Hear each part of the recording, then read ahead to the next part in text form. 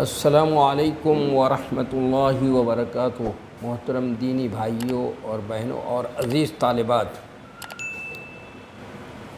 اس سے پہلے ویڈیو میں یہ بات ہوئی تھی کہ حدیث میں لفظ کفر کس معنی میں ہے، مسلمان کا باہم گالی گلوچ کرنا فسق ہے اور قتال کرنا کفر ہے، اور بھی اس طرح کی جو حدیثیں ہیں اس میں کفر کس معنی میں حقیقی معنی میں ہے یا وہ اپنے مجازی معنی میں ہے، اس کی تفصیلات جو ہیں وہ سامنے آ گئی۔ آج جو ہمارے سامنے ہے بڑی اہم حدیث ہے، اور وہ حدیث ہے امام مسلم رحمۃ اللہ علیہ نے اپنی صحیح کے اندر عبداللہ ابن عمر رضی اللہ عنہما سے نقل کیا ہے، اور اس کے بارے میں ابھی علماء طے نہیں کر سکے۔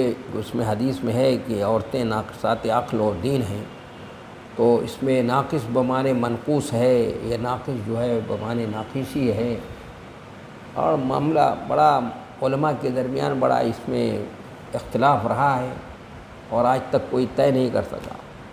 ہمارے جو یہ رافضی بھائی ہیں، شیعہ جو ہیں، یہ اپنے ناقص کو ناقصات کے معنی میں ہی لیتے ہیں، اور ایک مولانا صاحب کو میں پڑھ رہا تھا تو وہ بھی کہہ رہے تھے طے ہی نہیں کر پا رہے ہیں، اور کچھ لوگوں نے تو یہ کر لیا ہے، ہمارے علماء نے باقاعدہ اس پر کتابیں لکھ دی ہیں۔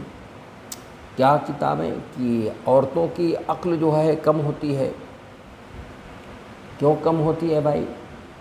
عورتوں پہ اسلام کے اندر عورت کا مقام و مرتبہ، اس پہ کتابیں، اور مسلم پرسنل لا بورڈ کی طرف سے بھی ایک کتاب شائع ہوئی ہے، بہت افسوس ہوتا ہے، اور اس میں عورتوں کے مغز کو باقاعدہ وزن بھی کیا گیا ہے کہ عورتوں کا مغز جو ہے چونکہ مردوں کے مغز سے کم ہوتا ہے، اس لیے عورت کی عقل کم ہوتی ہے۔ انہیں ڈاکٹروں کو ریسرچ کو بیس اور بنیاد بنا کر کے اس پہ فیصلہ کیا گیا ہے۔ تعجب ہوتا ہے کہ ہمارے علماء جو ہے کس طرح کی باتیں کرتے ہیں، نبی صلی اللہ علیہ وسلم کی حدیثوں کی کس انداز سے تشریح کرتے ہیں، جبکہ ہمیں یہ تعلیم دی گئی ہے کہ ظنوا برسول اللہ خیرا، رسول اللہ صلی اللہ علیہ وسلم کی حدیثوں کی تشریح، ان کی شایان آپ کی شایان شان کرو۔ یہ تشریح حق اور حقیقت کے خلاف ہے۔ حدیث پہ غور کرے تو آدمی خود معلوم ہو جائے گا، اور حدیث کے شرح نے اس کی کیا تشریح کی ہے۔ امام مسلم کی صحیح مسلم کی تشریح امام نووی رحمۃ اللہ علیہ نے کی ہے، انہوں نے کیا کی ہے؟ کم سے کم علماء اس کی تشریحوں کو پڑھ لیتے ہیں، اور ڈاکٹروں کے ریسرچ کو بیس بنا رہے ہیں۔ وہ ڈاکٹروں کی ریسرچ، جو ڈاکٹر خود اپنے میں ان کی ریسرچوں میں تعداد ہے، جب وہ کہتے ہیں دوسری ان کی ریسرچ یہ ہے کہ بچہ جب پیدا ہوتا ہے تو اس کا مغز بڑا ہوتا ہے، اور جیسے جیسے بڑا ہوتا ہے اس کا مغز چھوٹا ہوتا چلا جاتا ہے۔ تو اس ریسرچ کے سے کیا بات سمجھ میں آتی ہے بھائی؟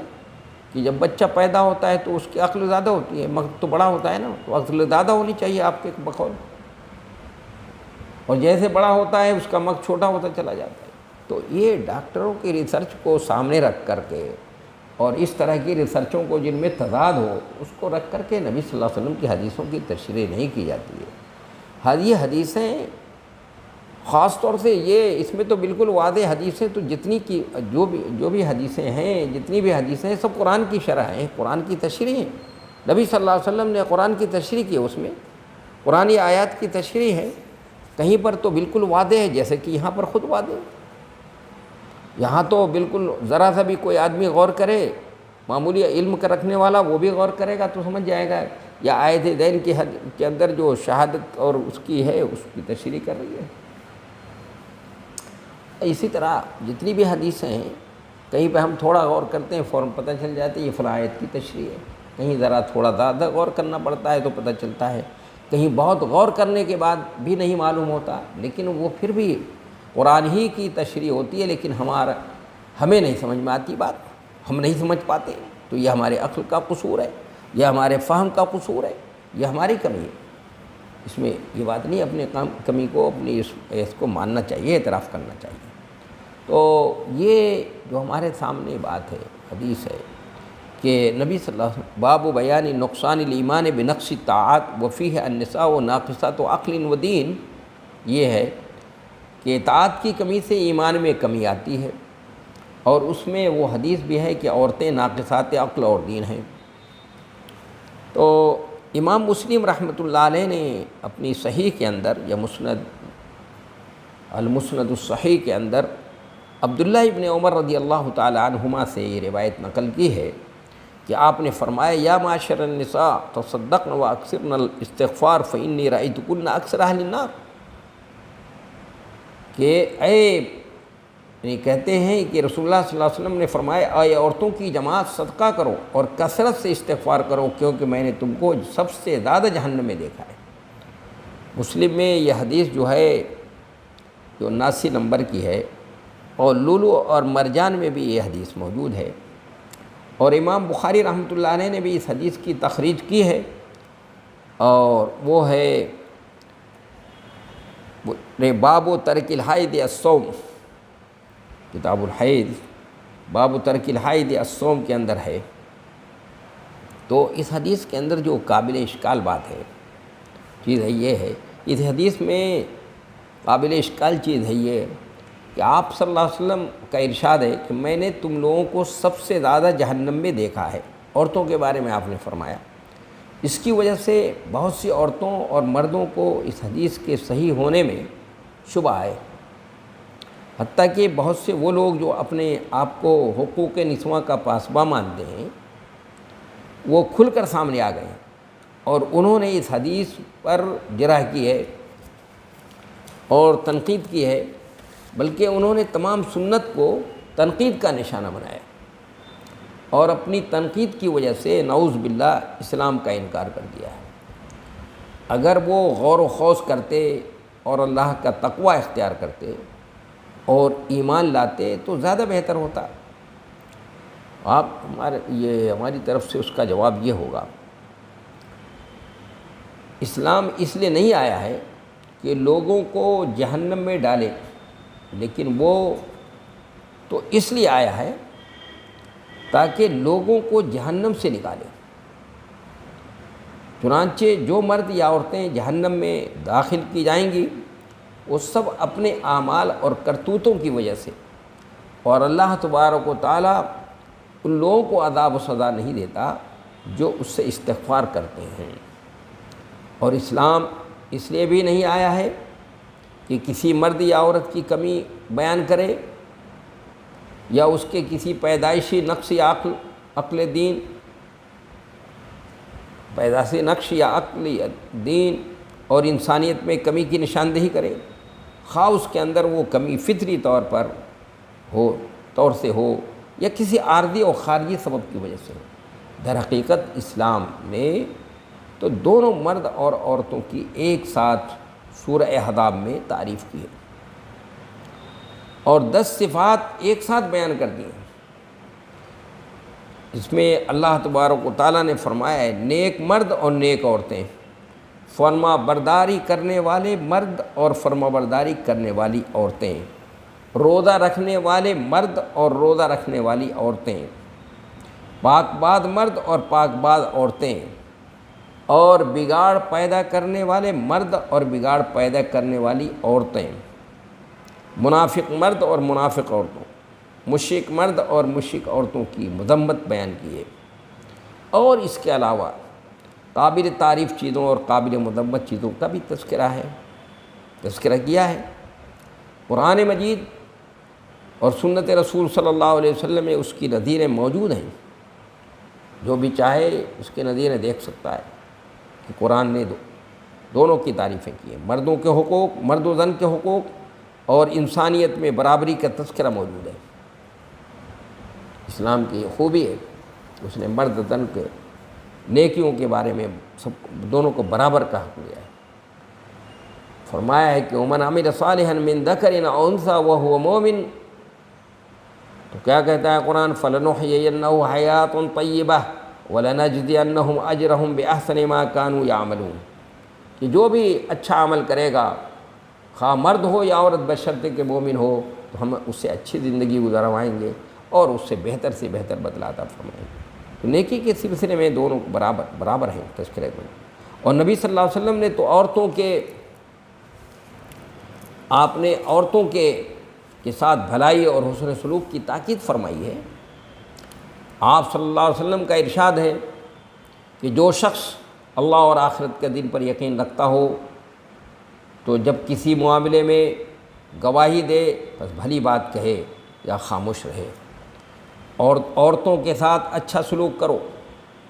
امام مسلم نے اس حدیث کی تخریج کی ہے، اور آپ صلی اللہ علیہ وسلم نے حجۃ الوداع کے موقع پر فرمایا، عورتوں کے بارے میں ڈرتے رہنا، تم اللہ کے حکم سے ان کے نگراں ہوئے ہو، اور تم نے اللہ کے کلمے کے ذریعے ان کی شرمگاہوں کو حلال کیا ہے، اور ان کا تمہارے اوپر حق ہے کہ تم اچھی طرح ان کے ساتھ ان کے کھانے اور کپڑے کا نظم کرو۔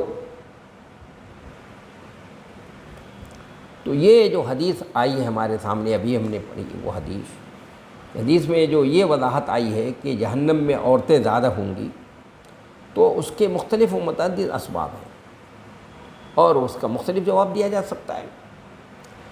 عورتیں، نمبر ایک جواب تو یہ ہے کہ عورتیں دنیا میں مردوں کے مقابلے میں زیادہ ہیں۔ یہ ایک ایسی حقیقت ہے جن کا کوئی انکار نہیں کر سکتا۔ ہم بھی مانتے ہیں کہ فطری طور پر عورتوں کی تعداد زیادہ ہے۔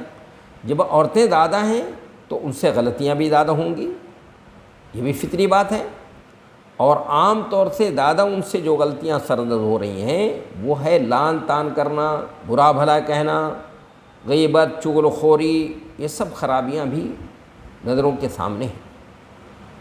رہ گیا معاملہ شوہر کی ناشکری، تو یہ زوجیت کی نعمت کا انکار ہے، اور یہ بیماری عام عورتوں میں پائی جاتی ہے۔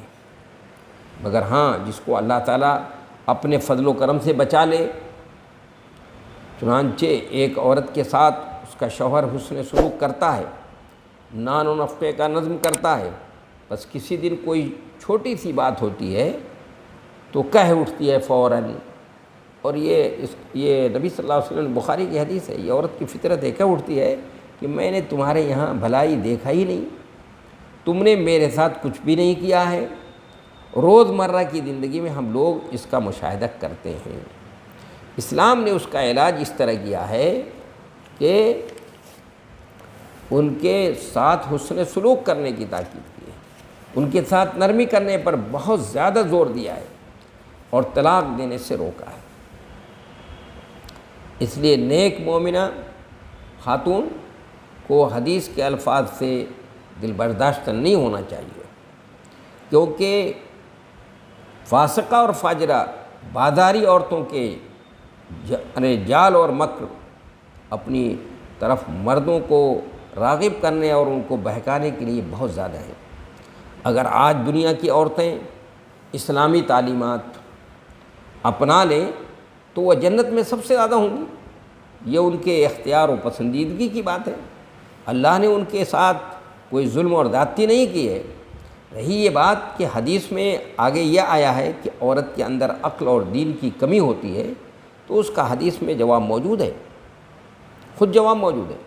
عورتوں نے تعجب کرتے ہوئے سوال کیا کہ اے اللہ کے رسول صلی اللہ علیہ وسلم، عقل اور دین کی کمی کا کیا مطلب ہے؟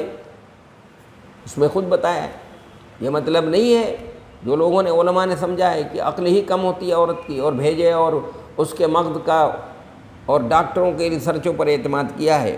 کیا مطلب ہے؟ میں اس کی وضاحت کرتا ہوں۔ آپ نے فرمایا کیا عورت کی گواہی مرد کی گواہی کے نصف اور آدھا نہیں ہوتی ہے؟ یعنی قرآن میں ہے، آیت دین کے اندر سورہ بقرہ میں۔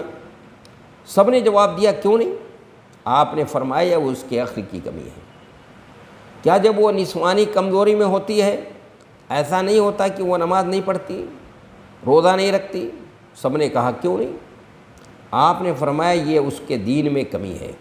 امام بخاری رحمۃ اللہ علیہ نے اس حدیث کو کتاب الحیض میں نقل کیا ہے۔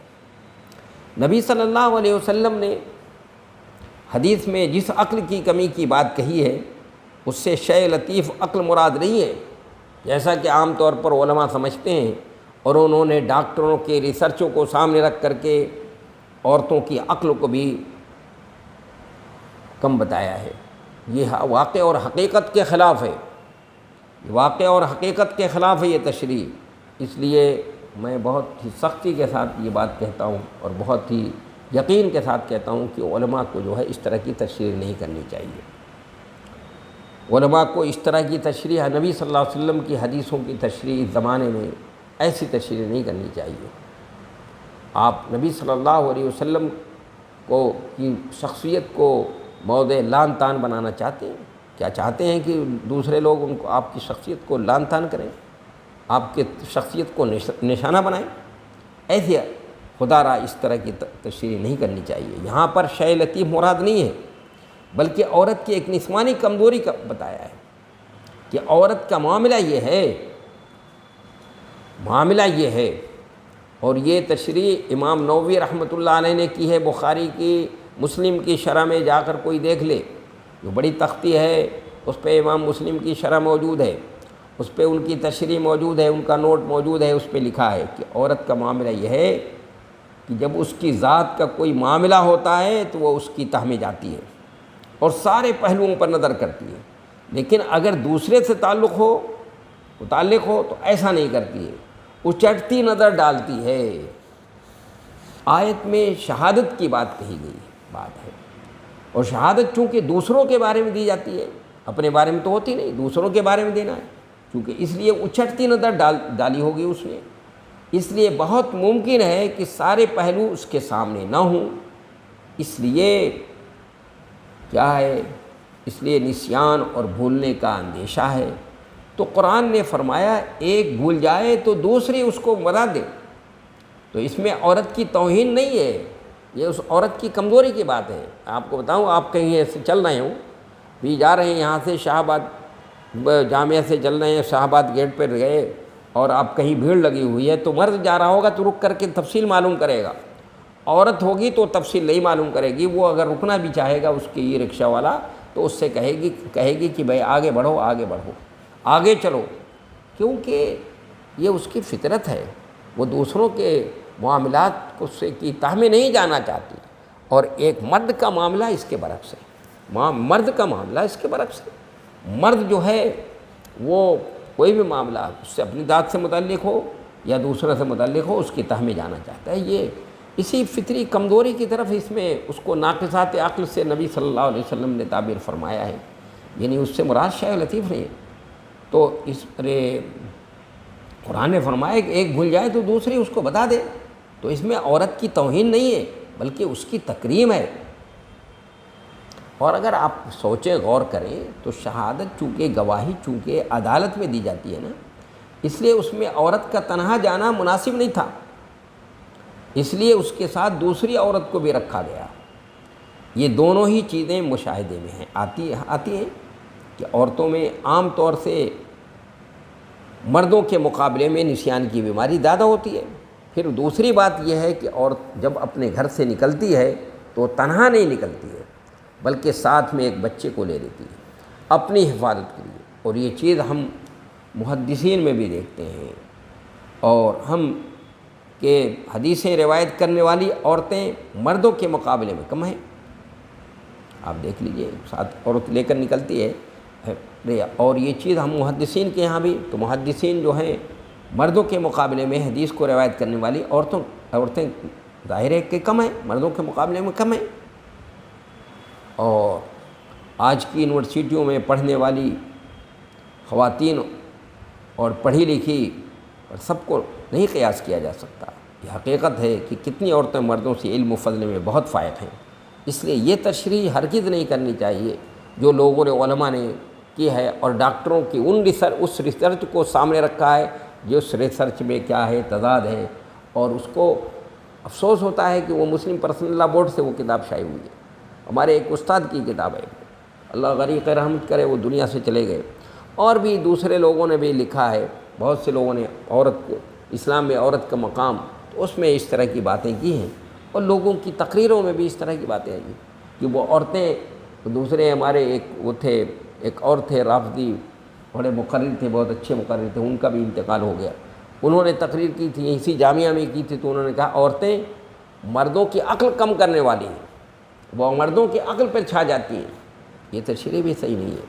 تشریح وہی صحیح ہے جو امام نووی رحمۃ اللہ علیہ، اللہ تعالیٰ ان کو جزائے خیر دے، انہوں نے جو کی ہے وہ تشریح بالکل صحیح ہے اور دین کے مزاج کے بالکل کیا ہے مطابق ہے، اللہ تعالیٰ ان کو جزائے خیر دے۔ اس کو پڑھنا چاہیے، اس کو سمجھنے کی کوشش کرنی چاہیے۔ رہا دین کی کمی کا معاملہ تو یہ ہے کہ مرد روزہ رکھتے ہیں اور نماز پڑھتے ہیں، اور عورتوں کو مہینے میں نسوانی کمزوری کا عارضہ پیش آتا ہے یا پیدائش کے بعد نفاس کا خون جاری ہوتا ہے تو نماز پڑھنے، روزہ رکھنے اور قرآن کی تلاوت سے رک جاتی ہیں۔ اس میں وہ مردوں کی طرح نہیں ہے، لیکن یہ ان کے بس کی بات بھی نہیں ہے، یہ فطری طور پر اللہ تعالیٰ نے ان کے اندر رکھا ہے، اور یہ ان کے ساتھ اللہ کی طرف سے کنسیشن ہے، یہ اللہ کی طرف سے چھوٹ ہے۔ اور کنسیشن کس کو دیا جاتا ہے بھائی؟ آپ جانتے ہیں، آپ ہمارے یہاں سینئر سٹیزن ہوگا تو اس کو کنسیشن دیا جاتا ہے، پڑھنے والا طالب علم ہے، اسٹوڈنٹس کو جو ہے وہ دیا جاتا ہے، کنسیشن دیا جاتا ہے، تو وہ ان کی تکریم ہے یا ان کی توہین ہے؟ نعوذ باللہ، ان کی تکریم ہوتی ہے۔ تو اسی طرح عورت کو یہاں جو کنسیشن چھوٹ دی گئی ہے وہ اس کی تکریم ہے، اس میں توہین نہیں ہے، کیونکہ ان کی ذمہ داری مردوں کے مقابلے میں زیادہ سخت ہے، بچوں کی تربیت کرنا ہے انہیں، اس لیے مہینے میں ان کو اتنی سہولت دی گئی ہے، اور اتنی سہولت ضروری تھی کہ اتنی سہولت ان کو دی جائے، اس کمی کو پر کرنا چاہیے۔ چاہیں وہ اگر کرنا چاہتی ہیں، کرنا چاہیں تو وہ کر سکتی ہیں، صدقات و خیرات کریں، نفلی نماز اور نفلی روزہ کثرت سے رکھیں جیسا کہ رسول اللہ صلی اللہ علیہ وسلم نے فرمایا ہے۔ اور حقیقت یہ ہے کہ عورت کو مردوں کے مقابلے میں فرصت زیادہ ہوتی ہے، تو وہ نفلی روزے اور صدقات و خیرات اور نفلی نمازیں زیادہ پڑھ سکتی ہے، کیونکہ مردوں پر کمانے اور نفقے کی ذمہ داری ہوتی ہے، اس کو مشقت والا کام کرنا پڑتا ہے۔ اللہ تعالیٰ نے مرد و زن کو ان کی فطری صلاحیت کے اعتبار سے ذمہ داری دی ہے، نقصان پہنچانے میں پہل کرنا اور ضرر کا جواب ضرر سے دینا دونوں ہی ممنوع ہیں شریعت کے، لا ضرر ولا ضرار فی الاسلام۔ بس حدیث میں نیک عورتوں کی عیب جوئی نہیں ہے، لیکن ان کو تنبیہ ہے تاکہ وہ متنبہ رہیں اور وہ شوہروں کی ناشکری کرنے سے بچے۔ اگر کبھی ہو جائے، کوئی غلط کام ہو جائے، اللہ کی معصیت ہو تو فوراً صدقہ کریں، خیرات کریں۔ الصدقۃ تطفئ غضب اللہ، کہ اللہ کے غضب کو ٹھنڈا کر دے، غصے کو ٹھنڈا کر دیتا ہے۔ اس لیے آپ نے فرمایا اکثرنا تصدقنا واکثرنا الاستغفار، استغفار بھی کثرت سے کریں۔ اس لیے اس کو بات کو سمجھنا چاہیے، اور اس حدیث کو سمجھنے کی کیا کرنی چاہیے، وہ سمجھنے کی کوشش بھی کرنی چاہیے۔ میں سمجھتا ہوں کہ یہ بات جو ہے وہ واضح ہو گئی ہوگی۔ اب ولایت المرأۃ للوظائف العامہ، عورت کو عام کام سپرد کرنا، عام ذمہ داریاں دینا۔ امام بخاری رحمۃ اللہ علیہ نے ابو بکر رضی اللہ عنہ سے کی حدیث نقل کی ہے۔ اب اس کو یہیں پر بند کر دیتے ہیں، انشاءاللہ آئندہ درس میں اس کا جو ہے یہ کریں گے، کیونکہ یہ حدیث کی تشریح ہو گئی ہے، بس کافی ہے۔ آئندہ درس میں اس کو پڑھیں گے انشاءاللہ۔ والسلام علیکم۔